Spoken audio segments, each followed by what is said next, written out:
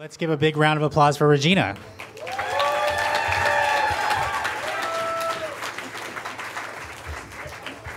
How's this? Good.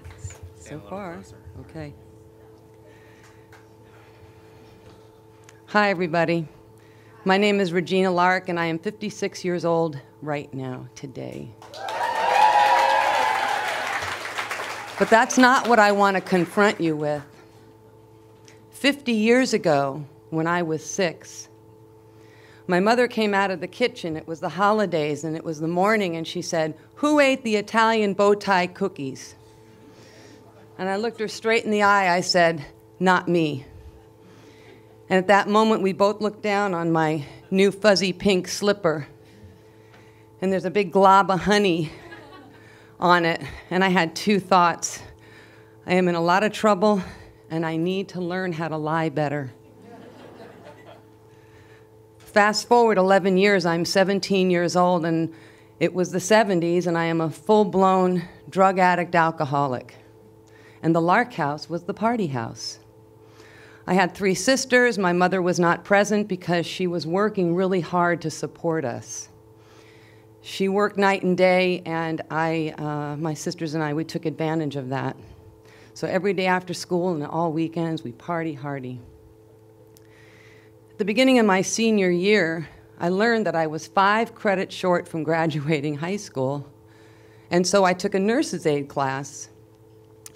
And the nurse's aide class was going to give me these credits, and I had to show up at a hospital, a local hospital, every Saturday for an entire year. And I learned how to change bedpans, and I learned how to take temperatures and blood pressures, and I learned how to stay away from the groping hands of the doctors. And I really liked being a nurse's aide, except for the doctors.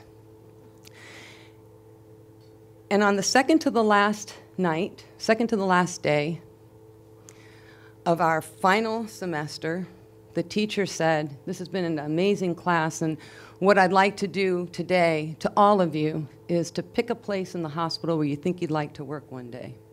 You can go med-surg, pediatrics, OBGYN," and I thought, being the good drug addict alcoholic that I am, I think the pharmacy might be a good occupation for somebody like me.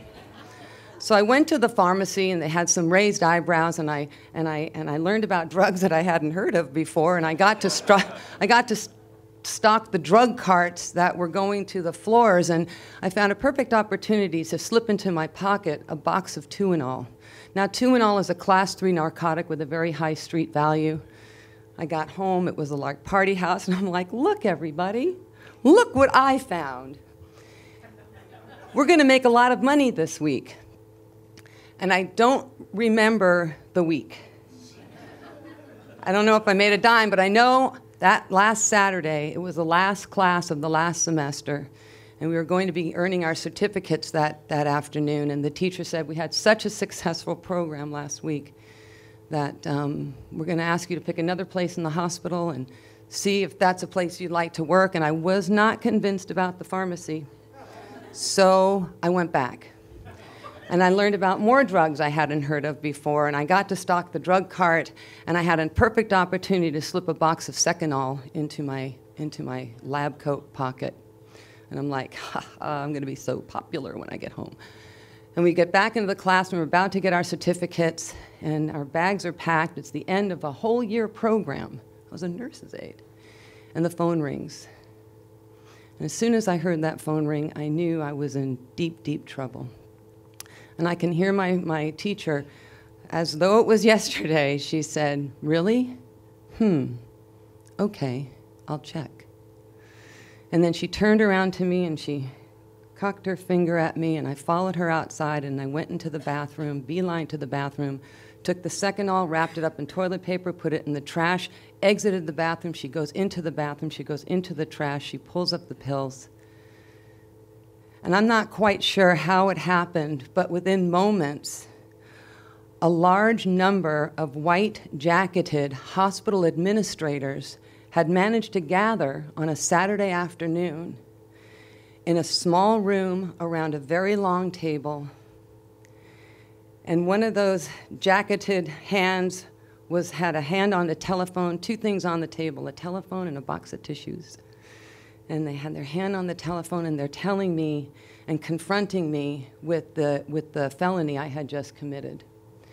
And did I want to say anything to myself because they were going to they're going to call the police. And it was very CSI-ish.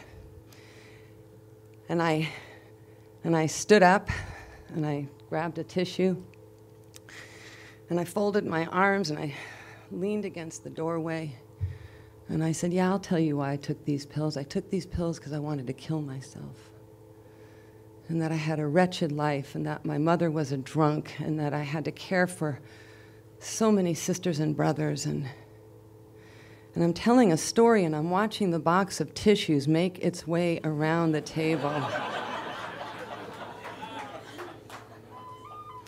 I watched the hand come off the telephone, and I thought to myself, I really did learn how to lie better. Thank you very much.